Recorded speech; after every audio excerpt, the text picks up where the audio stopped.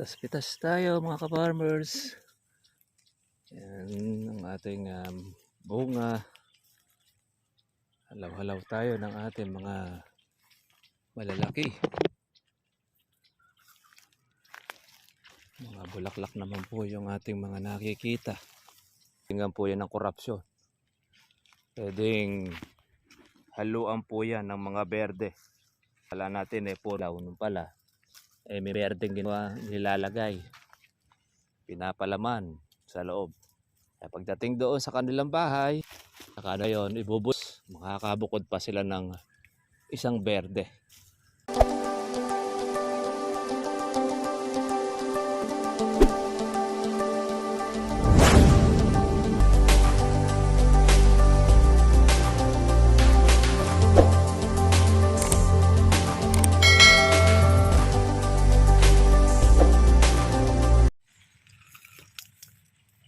Hello mga katribya, good morning po sa lahat.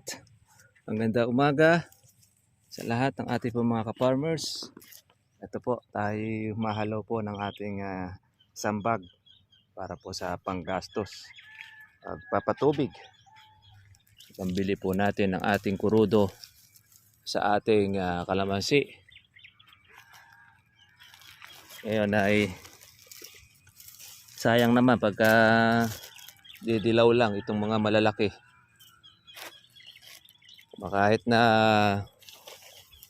konti lang siya, pero mabigat pa rin sa timbang dahil sa presyo. Kaya pitas-pitas tayo mga ka-farmers. Good morning po sa lahat, ang ating po mga katribya. At mainit po na panahon ngayon. At wala pa po tayong ulan na nararanasan dito sa ating lugar, pero yung malapit po na bayan sa amin ay nakatikim na rin po ng malakas na ulan. Siguro hindi pa po schedule sa atin.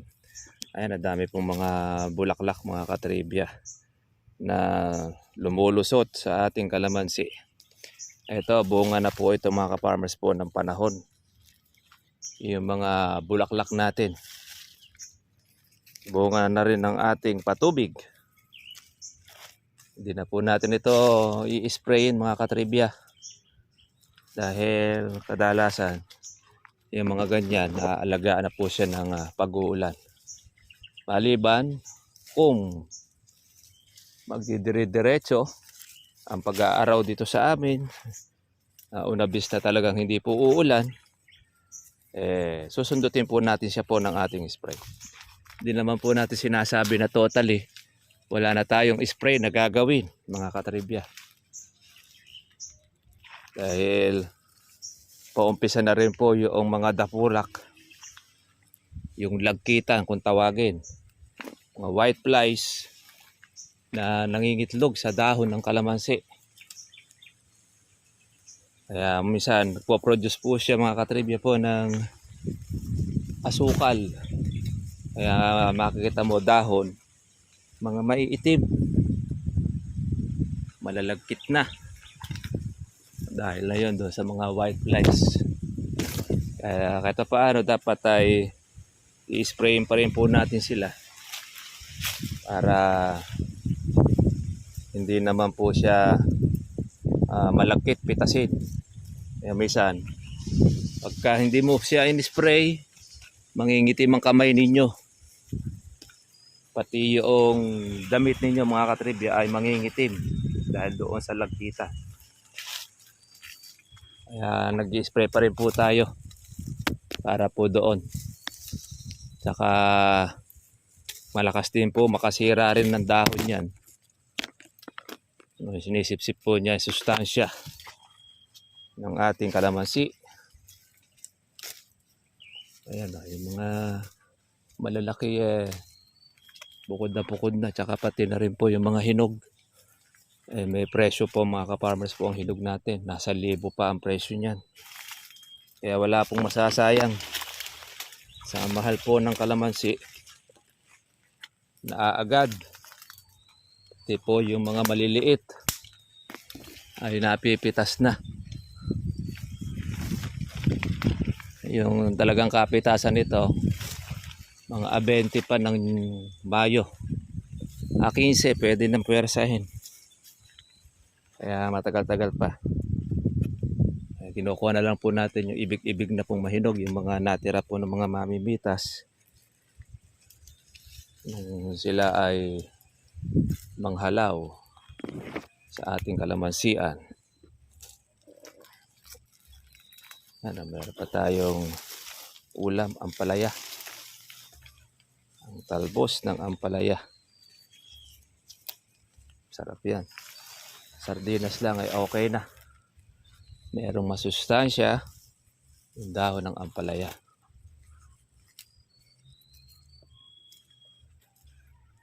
Ayan, nakakarami na tayo. Kaya lang marami po rin ang reject o yung dilaw ng ating kalamansi. Sayang naman kung ito ay malalaglag lang po sa puno para maging pera at magamit natin siya para sa maintenance. Pipitasin na po natin. Ganyan ang kalamansi. Kaya pang gastos lang po sa bahay at mga pangangailangan ninyo, pagkain, matutustusan.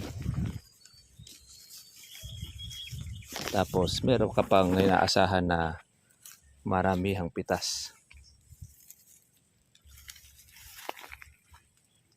Yung ating mga bulaklak na ni-spray, mga buko na. Sinlaki na po siya ng munggo. Yung ating kalamansi. Tapos meron tayong gaholin. Yan, para naman po yan sa Mayo. 15 ng Mayo. Yan, marami pong mga okasyon niya. Kaya ngayon mga ka-farmers ay agad na agad ang kalamansi. Marami mga nagpipiesta. Kailangan ng kalamansi para pang-asim, sa adobo, pang-ricado, lalo na sa mga karne. Yan. Ginagamit niyan ang kalamansi. Napakaraming gamit, kaya unang nauubo sa palengke kalamansi sa lahat ng mga gulay. Como kasi yan ay gamit na gamit. Kaya kahit tonelada na dumarating na kilo sa palengke na kalamansi, naaagad pa rin. Dahil sa ito ang gamit na gamit sa kusina. Hindi lang sa kusina, pati sa sabon, pabango, lahat. Pati nga ito sa panglinis ng sugat sa mga nahiwa. Ayan, maganda po pang ampat ng dugo ang kalamansi. Kaya lang, tiisin mo lang ang hapdi. Talagang mahapdi siya. Ginamit din ito sa ibong Adarna para hindi makatulog. Si Prinsipe Abante.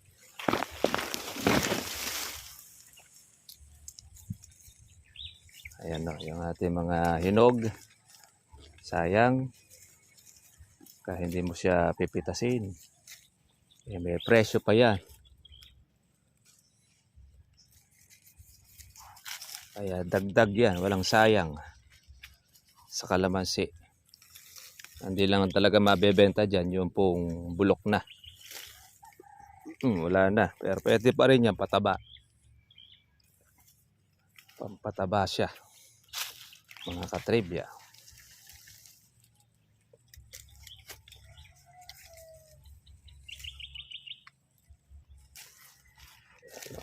Pitas-pitas tayo. Dami pong mga bulaklak na naman na sumusulpot.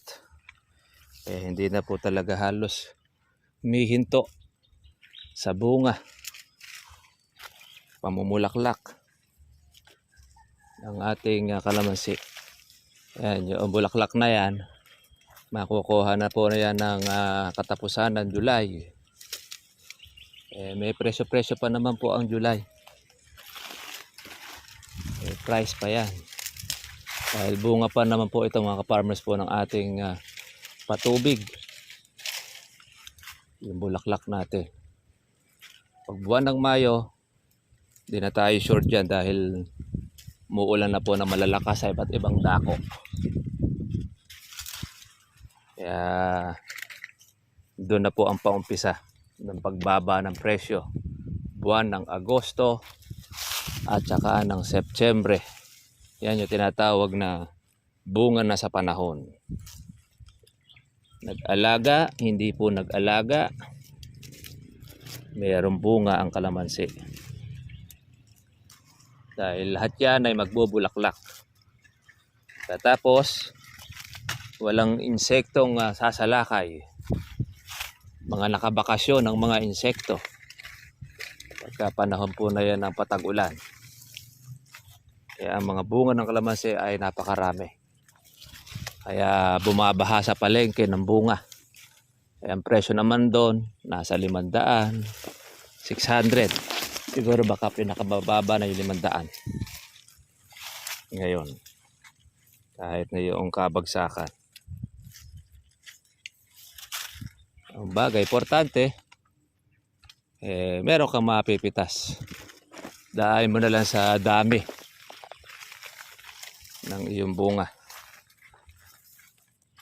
Kahit na yan ay 500, ay laman tiyan din yan. Pang maintenance, pang gastos, pang dagdag sa magiging puhunan ninyo susunod na alaga ng ating kalamansi.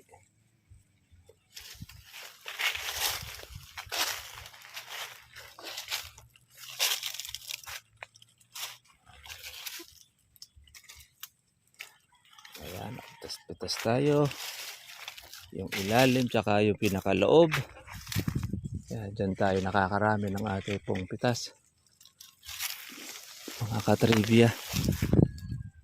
Sayang yan.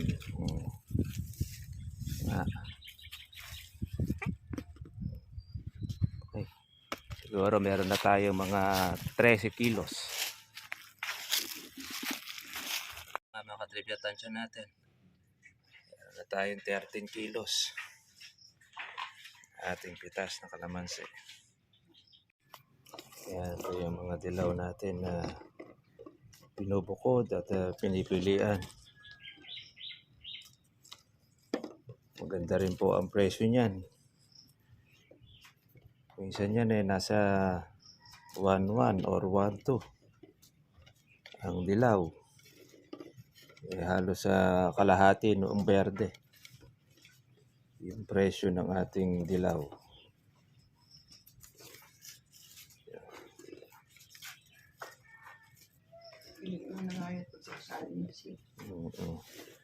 Piling natin para di masabay.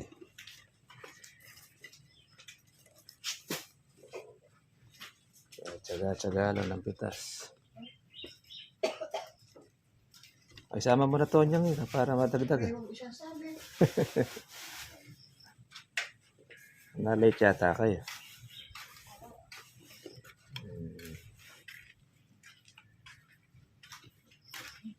Okay, salin mo muna rin. Salin mo muna sa kawat. Ako na magsasali sa red bag. Ay, dyan sa papag. Ay, saglit lang naman ito eh.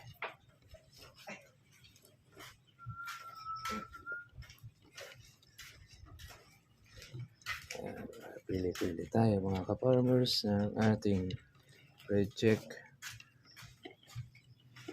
Ay natira nung nakaraan.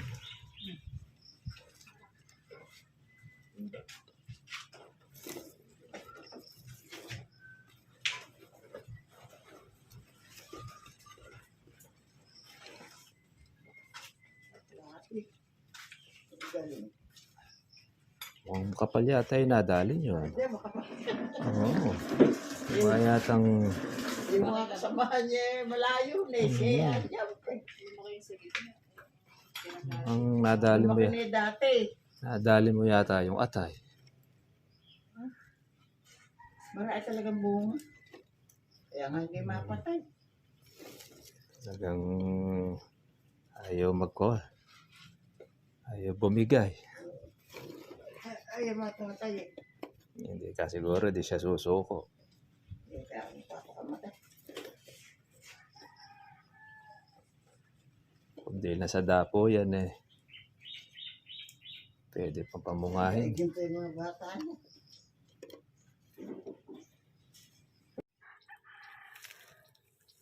Pitas-pitas tayo mga ka-farmers. Yan ang ating bunga. Halaw-halaw tayo ng ating mga malalaki. Mga bulaklak naman po yung ating mga nakikita.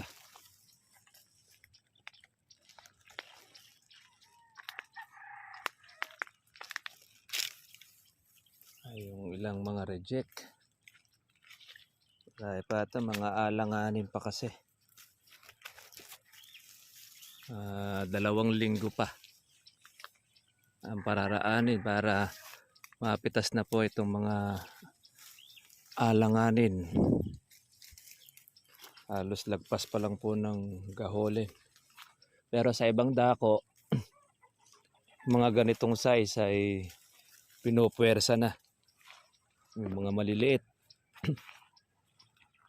Kaya tumutumal lang kalamansi sa palengke dahil po sa mga maliliit na napipitas ng ating mga kababayan. Napupuwersa na dahil sa pangangailangan. Tayo naman ay hindi naman natin pupuwersahin mga katribya. Kukunin lang natin po yung mga malalaki at mga pupwede na mga may katas. Iba kasi wala pang katas yan. Bukod naman mga farmers po yung naiwan ng mga mamimitas natin. Kaya inahalaw-halaw natin siya.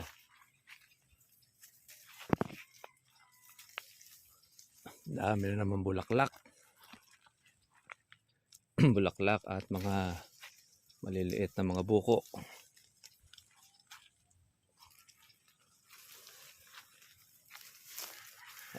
Tsaga-tsaga lang mga katribya.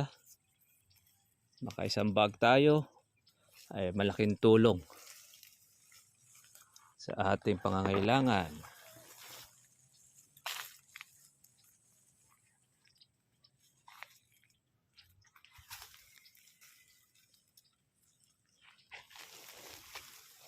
Kung popersahin natin ito saglit lang tayo makakapuno. Kaya lang maliliit lang po ang bunga. Sayang. Wala naman po siyang ganong katas. Tsaka lugi ang may-ari. Pag pinuwersa mo ng sobrang liit ay pinitas. Pupunta lang din sa reject. Iba lalagay na lang po yan sa mga dilaw.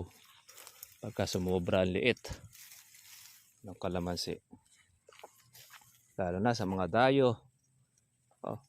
Kawawa ang mga may-ari na iisahan ng mga dumadayo.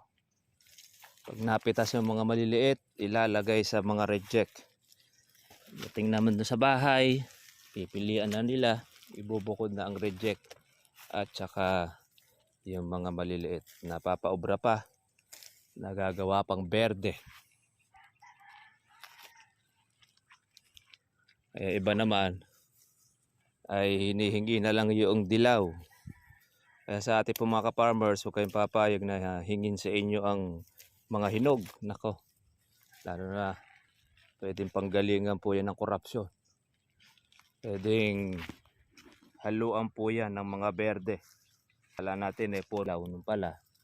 May berdeng ginawa, nilalagay. Pinapalaman sa loob. Kaya pagdating doon sa kanilang bahay, saka na yun, ibubus. Makakabukod pa sila ng isang berde. Kaya maipapayo natin.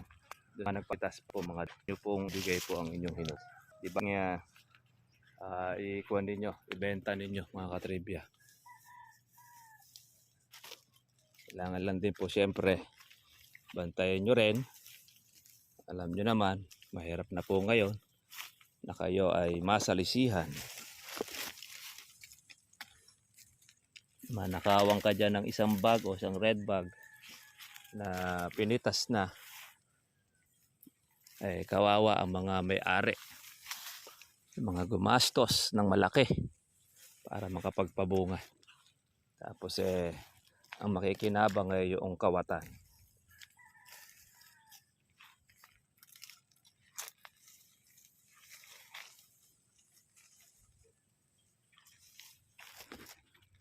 Init na.